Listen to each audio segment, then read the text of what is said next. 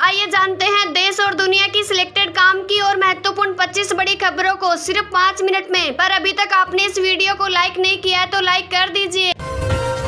राहुल गांधी बोले, कांग्रेस शासित राज्यों में जातिगत जनगणना होगी, जहां सरकार बनेगी वहां भी कराएंगे, डेटा रिलीज करेंगे। संस्थानों में दलित, ओबीसी और आदिवासी कम।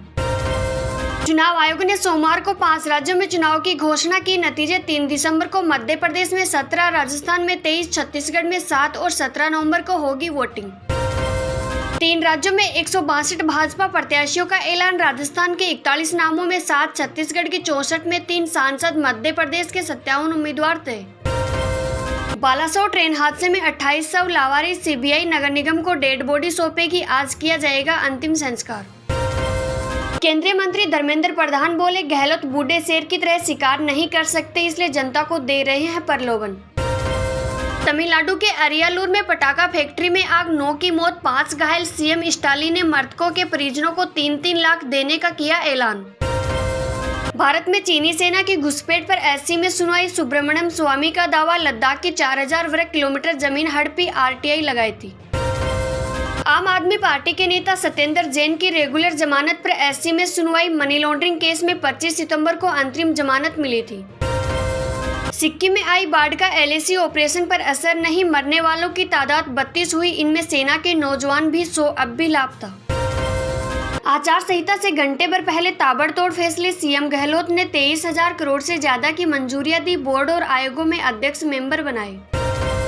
हिमाचल के मंत्री ने केंद्र सरकार को घेरा। नेगी बोले, देश में बिना घोषणा की इमरजेंसी, कोई सवाल पूछे तो पीछे ईडी और सीबीआई लगा रहे हैं। चंडीगढ़ में पंजाब कांग्रेस के नेता हिरासत में, बिना परमिशन गवर्नर हाउस जा रहे थे, बैरिकेड पर चढ़े तो पुलिस ने पानी की बौछारें मारी।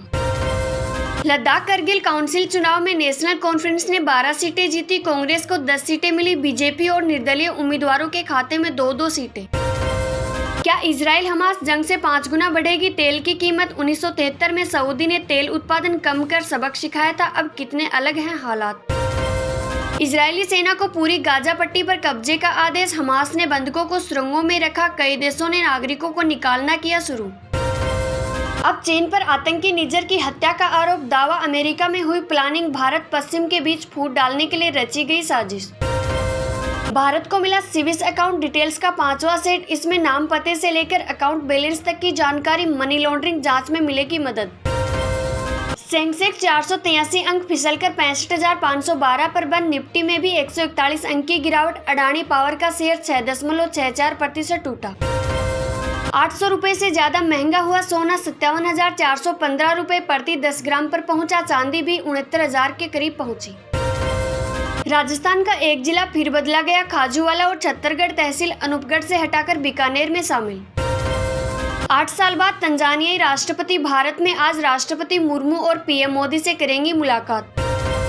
इजराइल में बिगड़ते हालातों के बीच एयर इंडिया का बड़ा फैसला, 14 अक्टूबर तक सस्पेंड की फ्लाइट।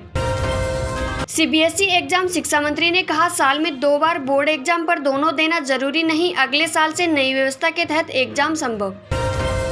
नैनीताल में स्कूल बस 100 मीटर गहरी खाई में गिरी, 7 लोगों की मौत, 24 घायल। बस में हरियाणा के 34 लोग सवार थे।